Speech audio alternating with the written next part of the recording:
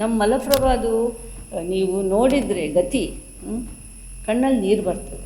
Western ghat movement ಏನು 1987-88 start ಆಗಿತ್ತು, ಇದು after a decade you are still seeing these issues.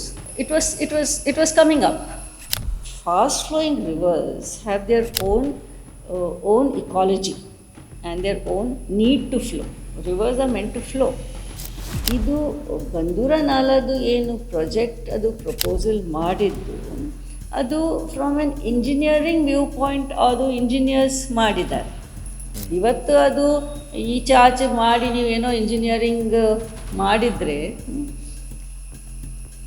Long term ಅದರದ್ದು impact ಇರ್ತದೆ. ಇದು ಯೂನಿಲ್ಯಾಟ್ರಲ್ ಒಂದೇ ಒಂದು ಕ್ರೈಟೀರಿಯಾ ತಗೊಂಡು ನೀವು ಏನು ಪ್ರಾಜೆಕ್ಟ್ಸ್ ಮಾಡಿದರೆ ಅದು it has several severe limitations. ಆ ಲಿಮಿಟೇಷನ್ಸ್ ನಾವು ಎತ್ತಿನಹೊಳೆಯಲ್ಲಿ ನೋಡ್ತಾ ಇದ್ವಿ. ಫಾರ್ ದ ಗವರ್ನೆನ್ಸ್ ಕಮ್ಯುನಿಟಿ, ಅಯ್ಯೋ ಇದೆಲ್ಲ ಮಾಡಿದರೆ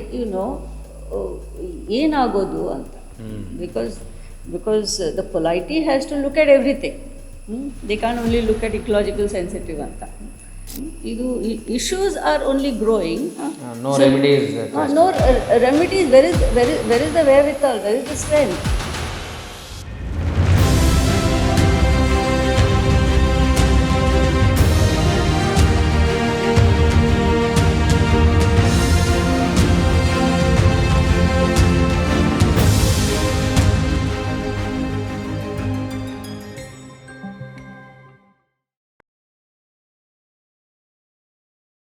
ಆತ್ಮೀಯರೇ ನಮಸ್ಕಾರ, ಶರಣಾರ್ಥಿ.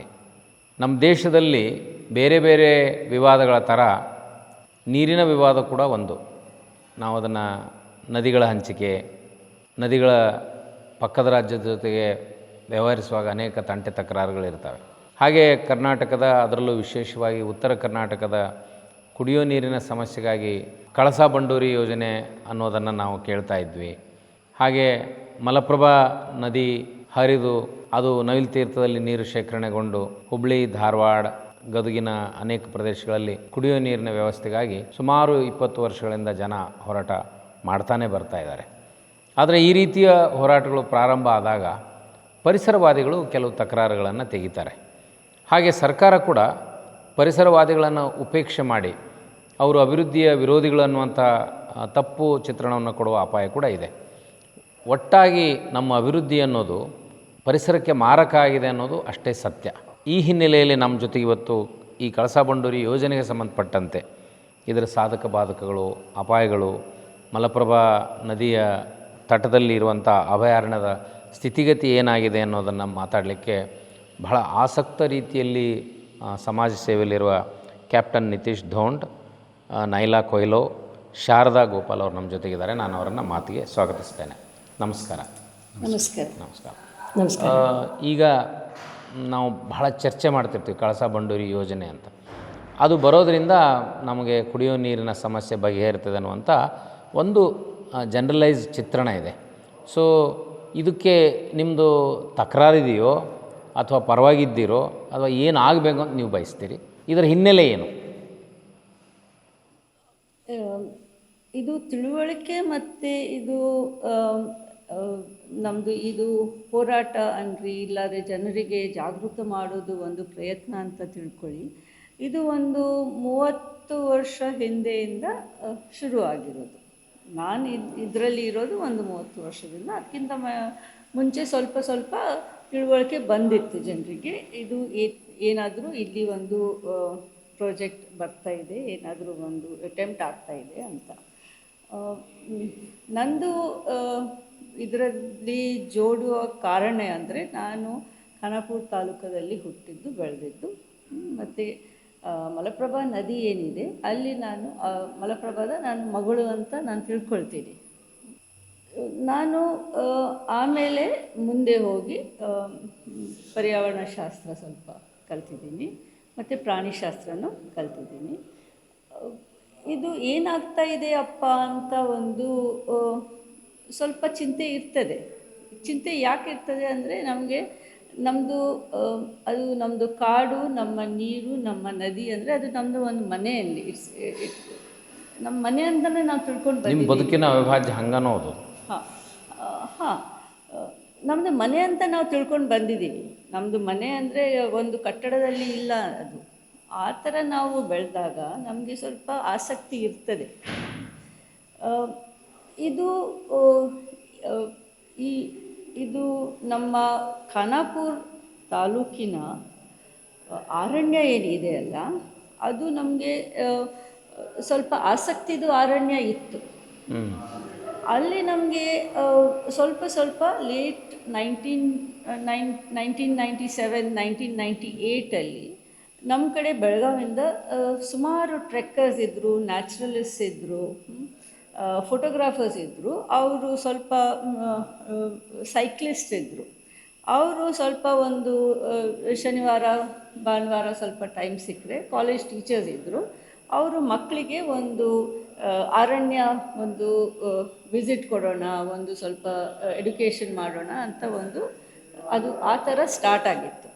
ಅವರು ನಮಗೆ ಸ್ವಲ್ಪ ಆಮೇಲೆ ತಿಳಿದು ಬಂತು ಏನಂದರೆ, ಇಲ್ಲಿ ಏನೋ ಬೋರ್ಡ್ ಆಗ್ತಾಯಿದೆ, ಏನೋ ಬೋರ್ಡ್ಸ್ ಹಾಕಿದ್ದಾರೆ, ಇರ್ತಿ ಅಂತ ಹಾಕಿದ್ದಾರೆ, ಕೊಟ್ನಿ ಅಂತ ಹಾಕಿದ್ದಾರೆ, ಮಾದೈ ಅಂತ ಹಾಕಿದ್ದಾರೆ. ಆ ಥರ ಬೋರ್ಡ್ಸ್ ನೋಡಿ ಅವ್ರು ಸ್ವಲ್ಪ ಎಲರ್ಟ್ ಆದರು. ಆವಾಗ ಅವರು ಎಲರ್ಟ್ ಆದಮೇಲೆ ಅದು ಒಂದು ಏನಪ್ಪ ಇದು ಏನು ಸುದ್ದಿ ಅಂತ ಸ್ವಲ್ಪ ಅವರು ಇನ್ವೆಸ್ಟಿಗೇಷನ್ ಮಾಡಿದರು. ಸೊ ಬೇಸಿಕ್ಲಿ ಏನು ಅದು ಶುರುವಾಯಿತು, it was by a nature ಎಂಥೂಸಿಯಸ್.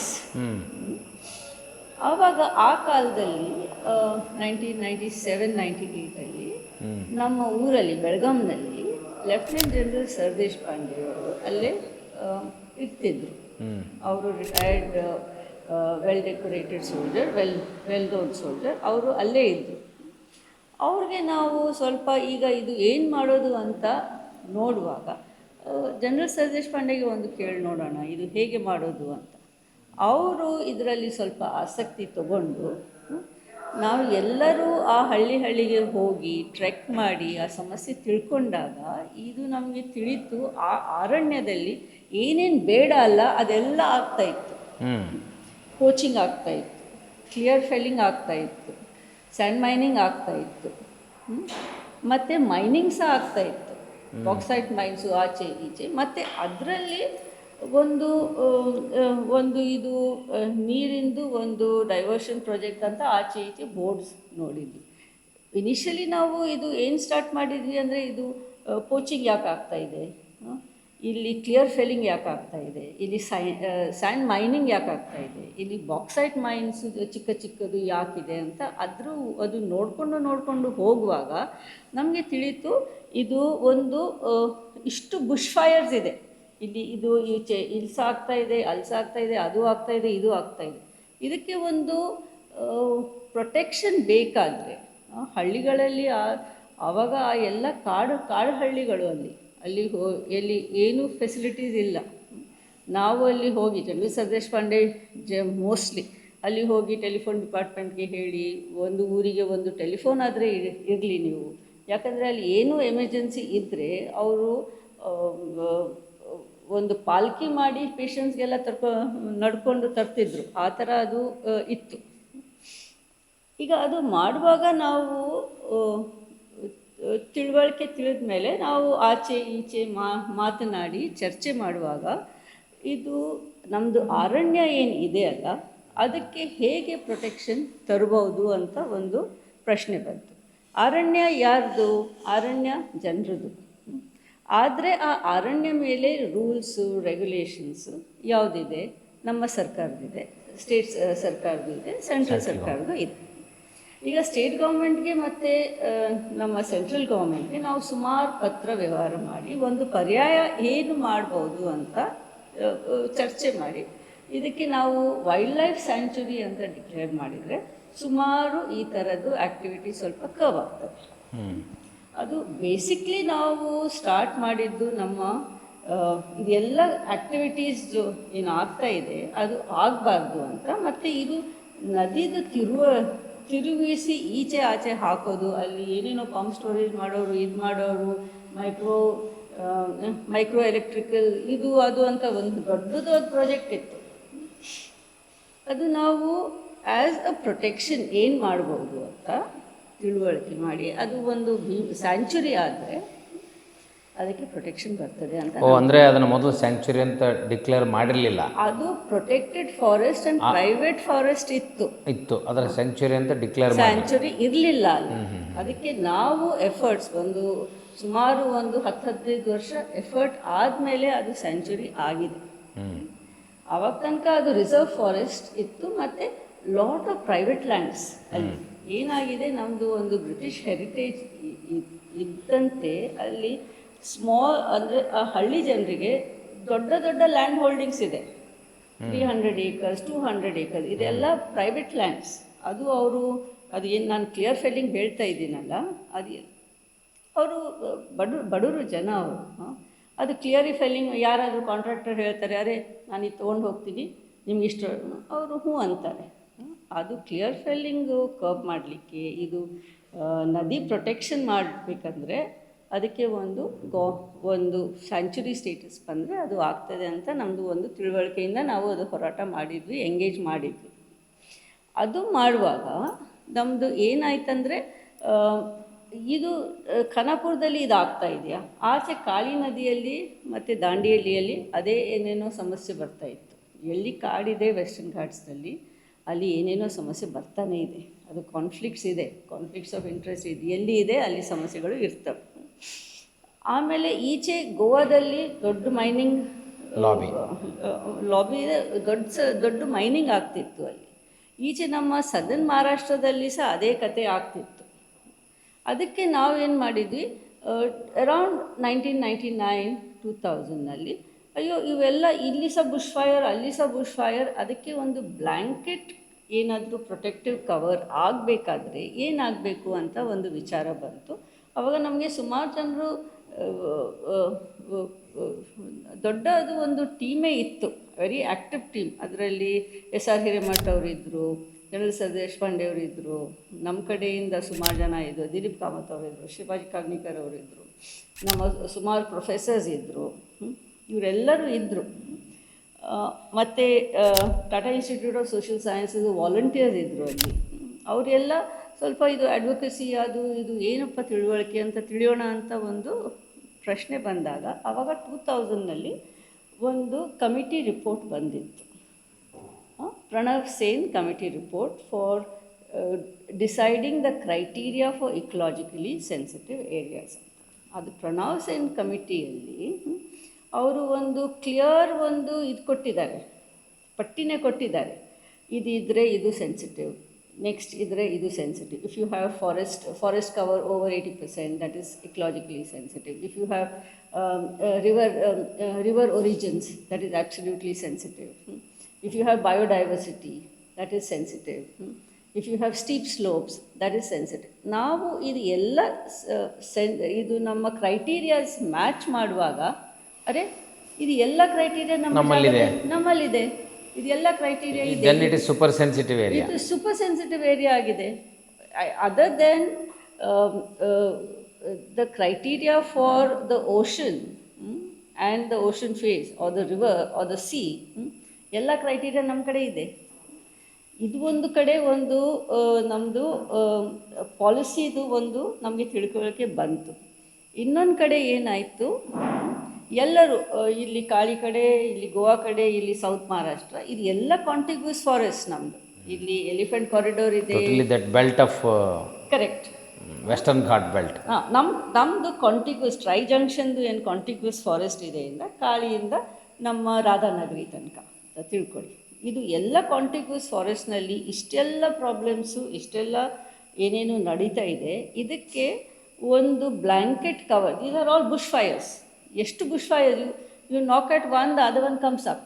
ಆ ಥರ ಬುಷ್ ಫೈರ್ಸ್ಗೆ ಹೇಗೆ ಡೀಲ್ ಮಾಡೋದು ಅಂತ ಒಂದು ಪ್ರಶ್ನೆ ಬಂದಾಗ ನಮಗೆ ಪ್ರಣವ್ ಸೇನ್ ಕಮಿಟಿದು ರಿಪೋರ್ಟ್ ಏನು ಇತ್ತು ಅದು ತಗೊಂಡು ನಾವು ಟೊಪೋಗ್ರಾಫಿಕ್ ಮ್ಯಾಪ್ಸ್ ತಗೊಂಡು ಒಂದು contiguous delineated area of about 8,000 to 9,000 square kilometres ನಾವು ಅದು ಡಿಲಿನಿಯೇಟ್ ಮಾಡಿ ಅದು ನಾವು ಸೆಂಟ್ರಲ್ ಗೌರ್ಮೆಂಟ್ಗೆ, ಸ್ಟೇಟ್ ಗೌರ್ಮೆಂಟ್ಗೆ ನಾವು ಅದು ಪ್ರೆಸೆಂಟ್ ಮಾಡಿದ್ವಿ ಆ್ಯಸ್ ಸಹ್ಯಾದ್ರಿ ಇಕಲಾಜಿಕಲಿ ಸೆನ್ಸಿಟಿವ್ ಏರಿಯಾ ಅಂತ. ಇದು ಸಹ್ಯಾದ್ರಿ ಇಕಲಾಜಿಕಲಿ ಸೆನ್ಸಿಟಿವ್ ಏರಿಯಾ ಅಂತ ಅದು ಪ್ರೆಸೆಂಟ್ ಮಾಡಿದಾಗ ಚರ್ಚೆ ಆಯಿತು. ನಮಗೆ ಯಾರು ಕರ್ನಾಟಕದು ಅರಣ್ಯ ಪ್ರದೇಶದವರು they called us for meetings. Okay, ಮತ್ತು ಈಚೆನೂ ಚರ್ಚೆ ಆಯಿತು, ಮಹಾರಾಷ್ಟ್ರದಲ್ಲಿ ಚರ್ಚೆ ಆಯಿತು, ಗೋವಾದಲ್ಲಿ ಚರ್ಚೆ ಆಯಿತು. ಅವರು ಏನು ಫೈನಲಿ ಸೆಂಟರ್ ಏನಿತ್ತು, ಸೆಂಟರ್ ಅವರು ಒಂದು ಮೋಹನ್ ರಾಮ್ ಕಮಿಟಿ ಅಂತ ಅಪಾಯಿಂಟ್ ಮಾಡಿದ್ರು. Mohan Ram committee was suppose to come and examine whether our proposal had enough scientifically relevant to declare the entire as ecologically sensitive. Mohan Ram committee ಅವರು 10 ದಿವಸ ಈ ಏರಿಯಾದಲ್ಲಿ ಓಡಾಡಿದ್ದಾರೆ with ZSI, with BSI, with environmentalist, with professors, with technical people. 10 ದಿವಸ ಇದು ಎಲ್ಲ survey ಮಾಡಿ ಅವರು ಮೋಹನ್ ರಾಮ್ ಕಮಿಟಿಯವರು ಸೆಂಟ್ರಲ್ ಗೌರ್ಮೆಂಟ್ಗೆ ಒಂದು ಪ್ರಸ್ತಾವ ಕೊಟ್ಟರು. ಬಟ್ ಫಾರ್ ಪೊಲಿಟಿಕಲ್ ರೀಸನ್ಸ್ ಅದು ಮೋಹನ್ ರಾಮ್ ಕಮಿಟಿದು ಏನು ರಿಪೋರ್ಟ್ ಇತ್ತು ಅದು ಅವರು ಆಚೆನೆ ಇಟ್ಬಿಟ್ರು, ಸೈಡಿಗೆ ಇಟ್ಬಿಟ್ರು. It never got implemented. Same time ಕೊಡ್ಚಾದ್ರಿಯಲ್ಲಿ ಸಹ ನಾನು ಕರ್ನಾಟಕದ ಅಷ್ಟೇ ಮಾತಾಡ್ತಾ ಇದ್ದೀನಿ ಇಲ್ಲಿ. ಕೊಡ್ಚಾದ್ರಿಯಲ್ಲಿ ಸಿಮಿಲರ್ ಪ್ರಾಬ್ಲಮ್ಸ್ ಬಂದಿತ್ತು. ಅವರು ಇದೇನು ನಡೆದಿದೆಯಪ್ಪ, ಇವರು ಹೀಗೆ ಮಾಡ್ತಾ ಇದ್ದಾರೆ, ನಮ್ಮ ಕಡೆನೂ ಇದೆ, ಈ ಥರನೇ ಪ್ರಾಬ್ಲಮ್ಸ್ ಇದೆ ಅಲ್ಲ ಅಂತ ಅವರು ದೇ ಬೇಡ ಬೆಟರ್ ಟೆಕ್ನಿಕಲ್ ರಿಪೋರ್ಟ್. ಅವ್ರ ಹತ್ರ ಪ್ರೊಫೆಸರ್ಸ್ ಇದ್ದರು, ಟೆಕ್ನಿಷಿಯನ್ಸ್ ಇದ್ದರು, ಅವರು ಇವರು better report on the ecological sensitiveness of Kodachadri area. It was a very ambitious proposal also. 21,000 square ಕಿಲೋಮೀಟರ್ದು ಒಂದು ಪ್ರಪೋಸಲ್ ಗೌರ್ಮೆಂಟ್ಗೆ ಅವರು ಸಬ್ಮಿಟ್ ಮಾಡಿದ್ರು, ಕೊಡ್ಚಾದ್ರಿ ಇಕಲಾಜಿಕಲಿ ಸೆನ್ಸಿಟಿವ್ ಏರಿಯಾ ಅಂತ. ಇದು 21,000 ಸ್ಕ್ವೇರ್ ಕಿಲೋಮೀಟರ್ಸ್ ಹಿಯರ್, 10,000 ಹಿಯರ್. ಅಂದರೆ ಇದು ವೆಸ್ಟರ್ನ್ ಘಾಟ್ ಮೂವ್ಮೆಂಟ್ ಏನು 1987-88 ಸ್ಟಾರ್ಟ್ ಆಗಿತ್ತು, ಇದು after a decade you are still seeing these issues ಅಂತ ಒಂದು ಇಟ್ ವಾಸ್ ಕಮಿಂಗ್ ಅಪ್. ಆವಾಗ ಅದು ಜೆನೆಸಿಸ್ ಅಂದರೆ ಏನಂದರೆ, ಆವಾಗ ಅವರು ಒಂದು ಸೇವ್ ವೆಸ್ಟರ್ನ್ ಘಾಟ್ಸ್ ಒಂದು ರೀಇನಿಷಿಯೇಟ್ ಮಾಡೋಣ ಅಂತ 2009 ಒಂದು ಮೀಟಿಂಗ್ ಕರೆದ್ರು. 2087 ಮೀಟಿಂಗ್ದು ಇಲ್ಲಿ ಫೋಟೋಗ್ರಾಫ್ಸ್ ಇದೆ, ಆರ್ಕೈವಲ್ ಫೋಟೋಗ್ರಾಫ್ಸ್ ಇದೆ. ಆವಾಗ ಅವರು ಎಲ್ಲಿ ಕನ್ಯಾಕುಮಾರಿಯಿಂದ ಮತ್ತು ಅಲ್ಲಿ ಗುಜರಾತಿಂದ ಎಲ್ಲರೂ entire Western Ghats came to meet and they met for 2-3 days in Goa, central ಆಗ್ತದೆ ಅಂತ. So there was a revisit to this meeting in 2010. So 2009. So that was the first meeting of the Save Western Ghats March, Save Western Ghats movement and then there were other players. ಈ ಕಡೆ ಪಂಡುರಂಗ್ ಹೆಗ್ಡೆ ಅವರು ಇದ್ದರು, ಸುಮಾರು ಜನ ಇದ್ದಾರೆ ರೀ, all over ಎಲ್ಲ ಜನರು ಇದ್ದಾರೆ. ಎಲ್ಲರೂ ಇದರಲ್ಲಿ ನಿಮ್ಮ ಶಿವಮೊಗ್ಗದವರು ಸಹ ಇದ್ದರು, ಸುಮಾರು ಜನ ಇದ್ದರು. ಆವಾಗ ಅದು ಏನಾಯ್ತಂದರೆ ಅಲ್ಲಿ ಒಂದು ಡಿಸಿಷನ್ ಆಯಿತು, ನಾವು ಪ್ರತಿ ವರ್ಷ ಹೀಗೇ ಭೇಟಿ ಆಗೋಣ, ನಮ್ಮದು ಸಮಸ್ಯೆ ಏನಿದೆ, ಇದಕ್ಕೆ ಏನು ಪರ್ಯಾಯ ಇದೆ, ನಾವು ಕಲೆಕ್ಟಿವ್ಲಿ ನಾವು ತಿಳ್ಕೊಳ್ಳೋಣ ಮತ್ತು ಲೋಕಲ್ ಆ್ಯಕ್ಷನ್ಗೆ ನಾವು ಒಬ್ಬೊಬ್ಬರಿಗೆ ಸಪೋರ್ಟ್ ಮಾಡೋಣ ಅಂತ ಒಂದು ನಿರ್ಣಯ ಆಯಿತು. ನೆಕ್ಸ್ಟ್ ವೆಸ್ಟರ್ನ್ ಘಾಟ್ ಮೀಟಿಂಗ್ ಯಾವಾಗ 2010 ಎಲ್ಲಿ ಮೂಡ್ಬಿದ್ರಿ ಅಲ್ಲ, ಇಲ್ಲಿ ನಮ್ಮ ಸೌತಲ್ಲಿ ಅಲ್ಲಿ ಆಯಿತು. ಅಲ್ಲಿ ಸಹ ಇದೆ reiteration of the same issues. ಇದು issues are only growing, no remedies, where is the wherewithal, where is the strength. So ಈ ಥರ ಆದಾಗ ಅವರು ಆವಾಗ ಕಾಂಗ್ರೆಸ್ ಇದರಲ್ಲಿ ಸೆಂಟ್ರಲ್ನಲ್ಲಿ ಕಾಂಗ್ರೆಸ್. ನೆಕ್ಸ್ಟ್ ಮೀಟಿಂಗ್ಗೆ ಅವ್ರು ಏನು ಮಾಡಿದರು, ಅದು ಕೀಸ್ಟೋನ್ ಫೌಂಡೇಶನ್ ಕೊಟ್ಟಗೆರೆಯಲ್ಲಿ ಇಟ್ಟಿದ್ದರು 2011. ಆವಾಗ ಅವರು ಜಯರಾಮ್ ರಮೇಶ್ ಎನ್ವೈರ್ಮೆಂಟ್ ಮಿನಿಸ್ಟರ್ ಇದ್ದರು, ಸೆಂಟ್ರಲ್ ಎನ್ವೈರ್ಮೆಂಟ್, ಅವರು ನಮ್ಮ ಕರ್ನಾಟಕದವರು, ಅವ್ರಿಗೆ ಚೀಫ್ ಗೆಸ್ಟ್ ಅಂತ ಕರೆದರು ಮತ್ತು ಇದು ಎಲ್ಲ ವಿಸ್ತಾರವಾಗಿ ಅವ್ರಿಗೆ ಹೇಳಿದರು. ಜಯರಾಮ್ ರಮೇಶ್ ಅವರು ಏನು ಹೇಳಿದರು, ಇದೆಲ್ಲ ಇಷ್ಟು ಸೆನ್ಸಿಟಿವ್ ಇದ್ದರೆ ಇದಕ್ಕೆ it meets the Pranab Sen committee report criteria, ಅಂದರೆ ಇದು entire Western Ghat ecologically sensitive ಆಗಲೇಬೇಕು ಅಂತ. ಅವರು ಒಂದು ಅಂದರೆ ಅಷ್ಟು ಅವ್ರಿಗೆ ಇದು ಕನ್ವಿನ್ಸ್ ಆಯಿತು. ಅದು ಏನು ಮಾಡಿದರು, we will set up a committee to examine the ecological sensitiveness of the Western Ghats and we will see how to protect it ಅಂತ ಅವರು ಮಾಧವ್ ಗಾಡ್ಗಿಲ್ ಕಮಿಟಿಯವರು ಮಾಡಿದ್ರು. ಮಾಧವ್ ಗಾಡ್ಗಿಲ್ ಕಮಿಟಿ ಅವಾಗ ಫಾರ್ಮ್ ಆಯಿತು. ಮಾಧವ್ ಗಾಡ್ಗಿಲ್ ಕಮಿಟಿ ಫಾರ್ಮ್ ಆಯಿತು. ಮಾಧವ್ ಗಾಡ್ಗಿಲ್ ಕಮಿಟಿಯವರು ಎಲ್ಲ ಕಡೆ ಹೋಗಿ ಮೀಟಿಂಗ್ಸ್ ಮಾಡಿ ಫ್ರಾಮ್ ದ ಗ್ರೌಂಡ್ ಅಪ್ ಎಷ್ಟು ಮೀಟಿಂಗ್ಸ್ ಮಾಡಿದ್ದಾರೆ, ನಾವು ಅಟೆಂಡ್ ಮಾಡಿದ್ದೀವಿ ಆಚೆ ಈಚೆ. ಅದು ಎಲ್ಲ from the ground up Madhav Gadgil ಅವರು ಎಲ್ಲರದ್ದು ಒಪಿನಿಯನ್ಸ್ ತಗೊಂಡು ಎಲ್ಲರದ್ದು ಇದು ಮಾಡಿ ಒಂದು people friendly, environment friendly, at the same time practical ಆ ಥರ ಒಂದು ರಿಪೋರ್ಟ್ ಕೊಟ್ಟರು for the entire Western Ghats. ಅದು ಮಾಧವ್ ಗಾಡ್ಗಿಲ್ ಕಮಿಟಿದು ರಿಪೋರ್ಟ್ ಏನಾಯಿತು, it was so overwhelming for the governance community. ಅಯ್ಯೋ ಇದೆಲ್ಲ ಮಾಡಿದರೆ ಏನಾಗೋದು ಅಂತ. Because the polity has to look at everything. They can only look at ecological sensitive ಅಂತ. ಅದು ಅವ್ರದ್ದು ಇಂಟ್ರೆಸ್ಟ್, ಇವ್ರದ್ದು interest, they have to consider everybody's interest. So rather than understanding what the committee report was trying to say, they got so overwhelmed that they decided to share it. ಆದರೆ people's pressure, citizens pressures ಬಂದ ಮೇಲೆ ಅವರು ಇಲ್ಲ ಇದಕ್ಕೆ exam ಮಾಡಲಿಕ್ಕೆ ಇನ್ನೊಂದು ಕಸ್ತೂರಿ Rangan committee ಅವರು ಮಾಡಿದ್ರು. Second Kasturi Rangan committee form ಆಯಿತು.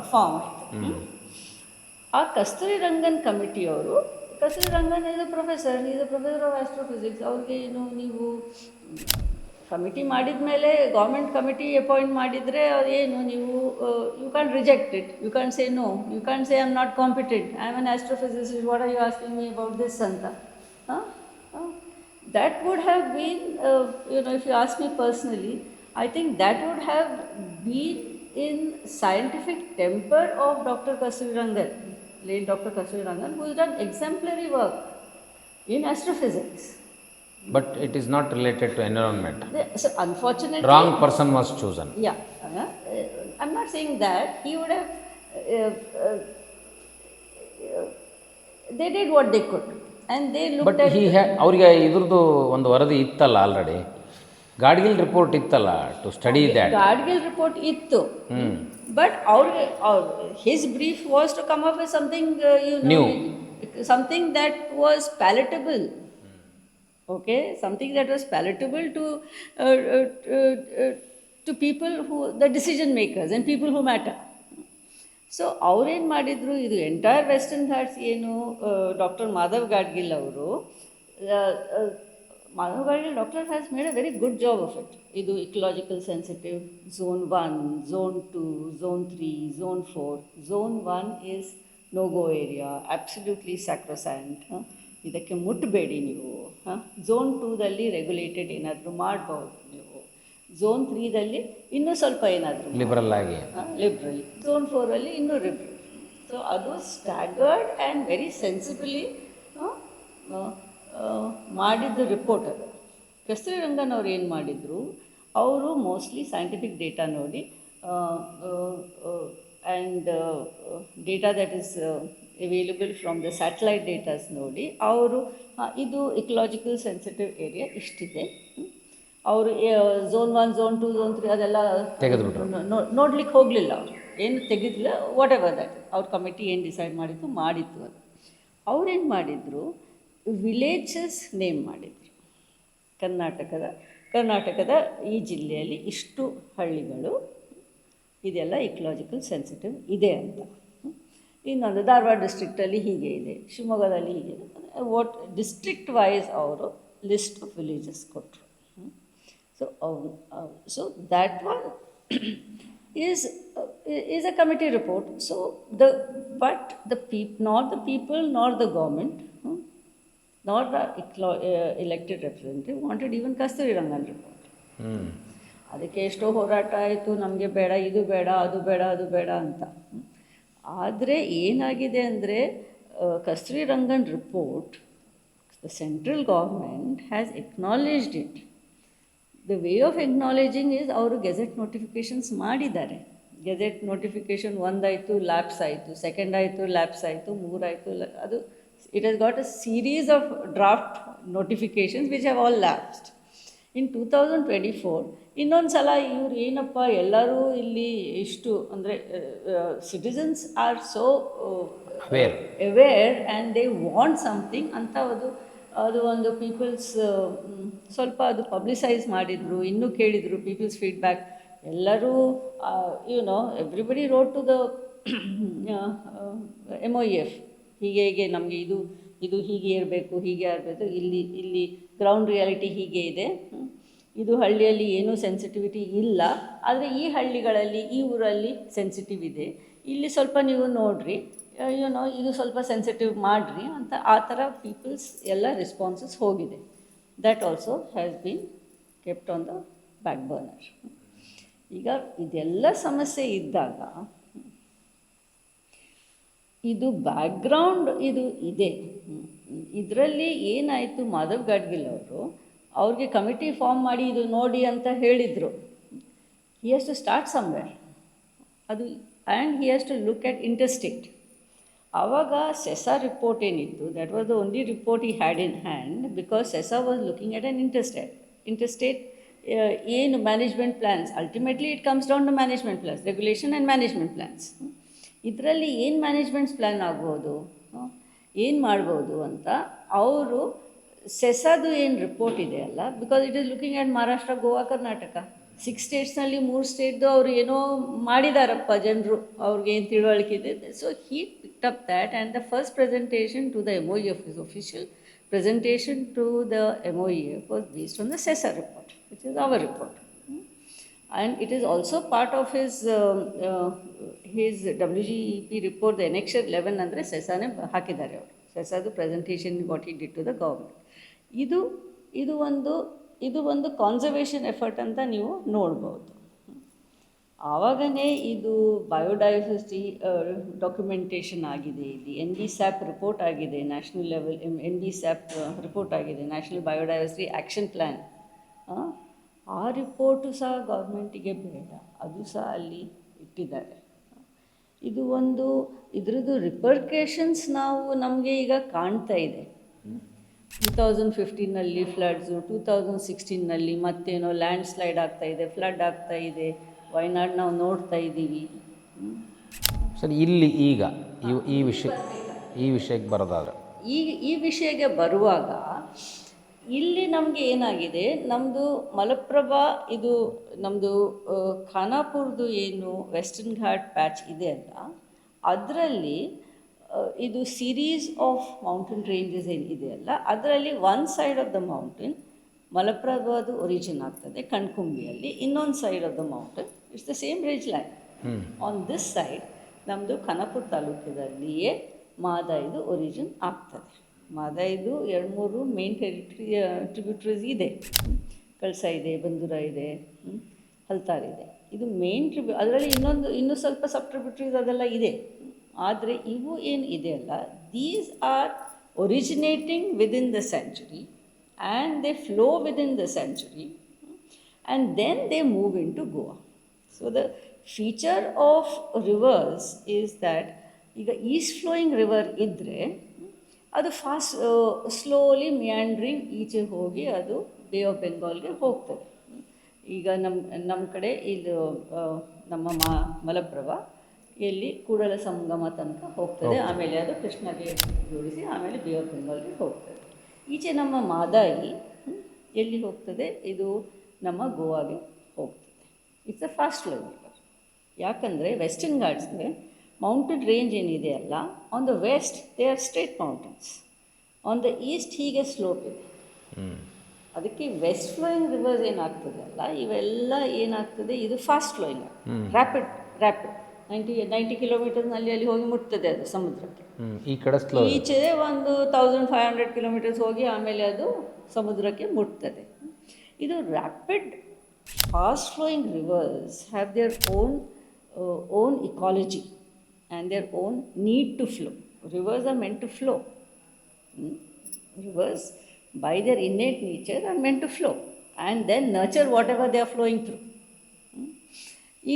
ಈಗ ಸ್ಪೆಸಿಫಿಕ್ಲಿ ಬಂದೂರದು ನಾವು ನೋಡಿದರೆ ಬಂದೂರದ ಒರಿಜಿನ್ ಎಲ್ಲಿದೆ? ಭೀಮ್ಗಢ್ ಸ್ಯಾಂಚುರಿಯಲ್ಲಿ ಇದೆ. ಅದು ಎಲ್ಲಿ ಫ್ಲೋ ಆಗ್ತದೆ? ಭೀಮ್ಗಢ್ ಸ್ಯಾಂಚುರಿಯಲ್ಲೇ ಫ್ಲೋ ಆಗ್ತದೆ. ಆಮೇಲೆ ಅದು ಹೋಗಿ ಗೋವಾಗೆ ಮುಟ್ಟಿ ಆಮೇಲೆ ಅದು it keeps nurturing and it becomes the life line of Goa. ಅದು ಗೋವಾದು ನಾವು ಅದು ಕತೆ ಬೇರೆ ಇಡೋಣ. ನಮ್ಮ ಭೀಮ್ಗಢ್ ಸ್ಯಾಂಚುರಿಗೆ ಅದು ನರ್ಚರ್ ಮಾಡ್ತದೆ. ಭೀಮ್ಗಢ್ sanctuary is ecologically sensitive zone 1. ಅಲ್ಲಿ ಏನು ನಾವು ಮಾಡಬಾರ್ದು. ಇದು ಬಂದೂರ ನಾಲದು ಏನು ಪ್ರಾಜೆಕ್ಟ್ ಅದು ಪ್ರಪೋಸಲ್ ಮಾಡಿದ್ದು ಅದು from an engineering view point ಅದು ಇಂಜಿನಿಯರ್ಸ್ ಮಾಡಿದ್ದಾರೆ. ಬಂದೂರ ನಾಲದು ಅದು ಏನಾಗ್ತದೆ, unfortunately we work in silos. ನೀರಿದ್ದರೆ ಅದು ಇರಿಗೇಷನ್ ಡಿಪಾರ್ಟ್ಮೆಂಟ್ಗೆ ಇದು ಮಾಡ್ತೀವಿ ನಾವು. ಆದರೆ there is an ecology to it ಅಂತ ನಮಗೆ ಸ್ವಲ್ಪ ತಿಳುವಳಿಕೆ ಬಂದರೆ ನಾವು ಏನು ಪ್ರಾಜೆಕ್ಟ್ಸ್ ಪ್ರಪೋಸ್ ಮಾಡುವಾಗ ನಾವು ಅದು we match the we have to match the ecology, we have to match the hydrology, we have to match the geology, we have to match the biodiversity, and we have to match what the local people are doing there. ಅದು ಎಲ್ಲ ಒಂದು match ಮಾಡಿ ಆಮೇಲೆ ನೀವು proposal ಪ್ರಸ್ತಾವ ಇಟ್ಟರೆ ಅದು ಪ್ರಸ್ತಾವ ಅದಕ್ಕೆ ಒಂದು ಹೊಲಿಸ್ಟಿಕ್ ಇದು ಬರ್ತದೆ, ಅಪ್ರೋಚ್ ಬರ್ತದೆ. ಇದು ಯೂನಿಲ್ಯಾಟ್ರಲ್ ಒಂದೇ ಒಂದು ಕ್ರೈಟೀರಿಯಾ ತಗೊಂಡು ನೀವು ಏನು ಪ್ರಾಜೆಕ್ಟ್ಸ್ ಮಾಡಿದರೆ ಅದು it has several severe limitations. ಆ ಲಿಮಿಟೇಷನ್ಸ್ ನಾವು ಎತ್ತಿನಹೊಳೆಯಲ್ಲಿ ನೋಡ್ತಾ ಇದ್ದೀವಿ.